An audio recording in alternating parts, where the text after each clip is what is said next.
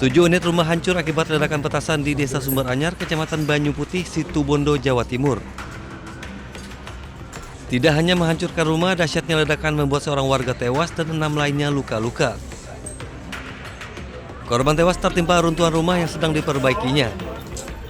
Polisi datang ke lokasi melakukan olah TKP dan memasang garis polisi. Petugas menemukan petasan berdiameter 4 cm dan panjang 15 cm dan masih melakukan penyisiran di lokasi kejadian. Setelah adanya laporan, Pak Kapolsek langsung mendatangi TKP dan menemukan beberapa buah petasan yang cukup besar, kemungkinan sekitar 15 cm dengan diameter 3 cm. Kemudian itu yang sudah sempat diamankan dan semoga tidak meledak. Untuk sisanya yang lain seperti disampaikan tadi belum bisa kita pastikan, takutnya masih ada sisa bahan peledak di dalam situ. Korban tewas diotopsi di rumah sakit sebelum diserahkan ke pihak keluarga. Sementara 6 korban luka bakar dirawat di RSUD Asabagus dan RSUD Dr. Abdur Situbondo. Dari Situbondo, Jawa Timur, Rizky Amirul Ahmad, iNews melaporkan.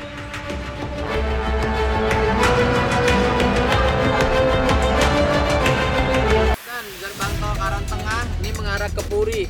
Ini depan Green Light City Puri. Gerbang tol Kebonjeruk. Sopir taksi online bernama Imron ini ditemukan dalam kondisi wajah penuh luka di pintu keluar tol Karangtengah, Tangerang, Banten. Peristiwa ini diduga merupakan aksi pembegalan yang melibatkan mantan istri korban bersama suami barunya. Sebelumnya korban bertemu mantan istrinya untuk pergi bersama.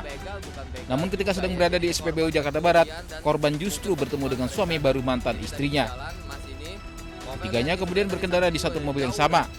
Di dalam mobil terjadi cekcok antara ketiganya hingga berujung penganiayaan. Korban dicekik dengan tambang oleh mantan istrinya sendiri, sementara suami barunya melakukan penikaman. Dalam kondisi terluka, korban berhasil meloloskan diri dari dalam mobil meski mobilnya dibawa kabur kedua pelaku.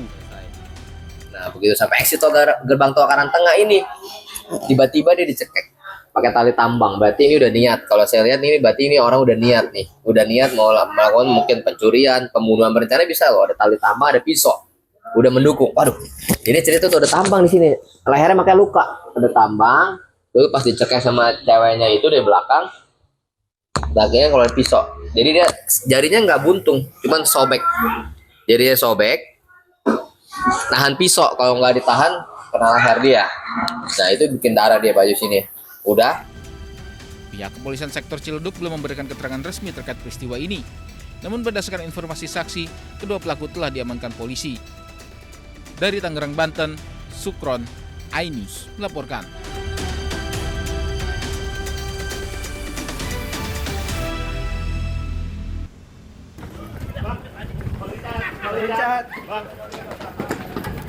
Gue bilang bener tadi tuh. Izin. Dari luar.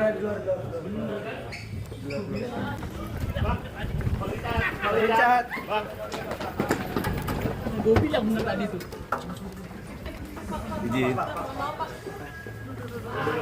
Dari luar.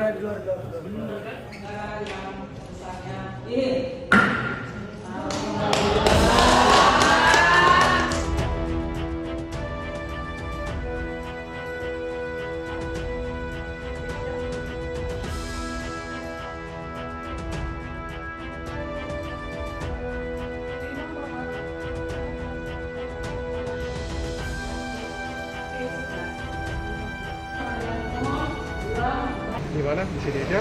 Depan sini ya. Sabar mas, sabar. Dan malu akan hal itu. Makasih. Mohon supportnya ya. Ya, nanti ya, thank you. Bebankan biaya kepada negara yang besarnya.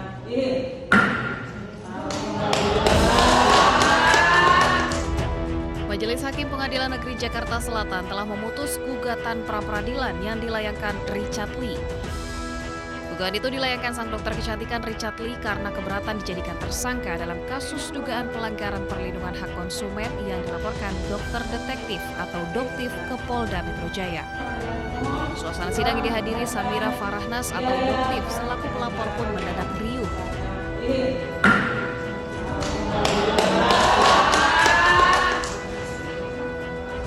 Di depan depan ruang sidang, Doktif melakukan sujud syukur usai gugatan Richard Lee ditolak.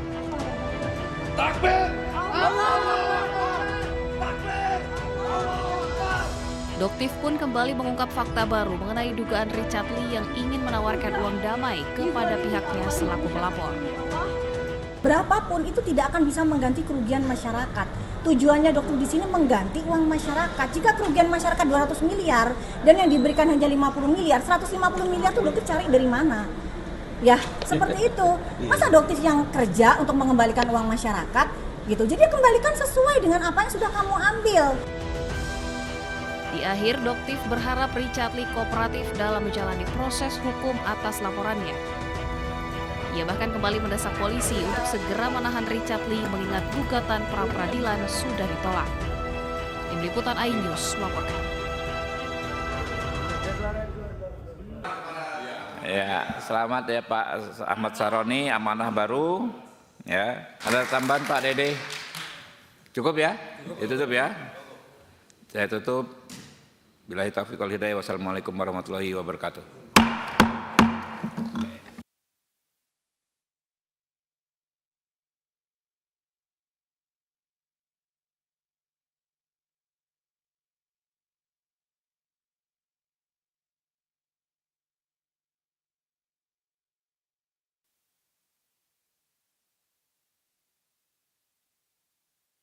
Pak Ketua dan teman-teman, rasanya aneh kalau kenalan lagi ya. Dan terima kasih buat pimpinan MKD yang telah menyidangkan saya, dan mudah-mudahan saya menjadi lebih baik ke depannya. Terima kasih.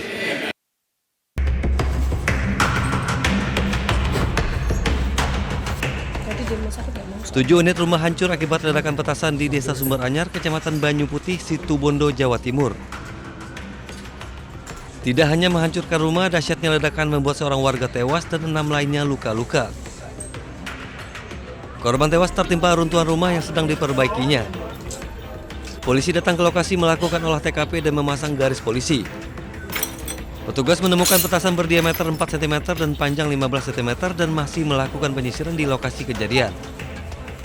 Setelah adanya laporan, Pak Kapolsek langsung mendatangi TKP dan menemukan beberapa buah petasan yang cukup besar, kemungkinan sekitar 15 cm dengan diameter 3 cm.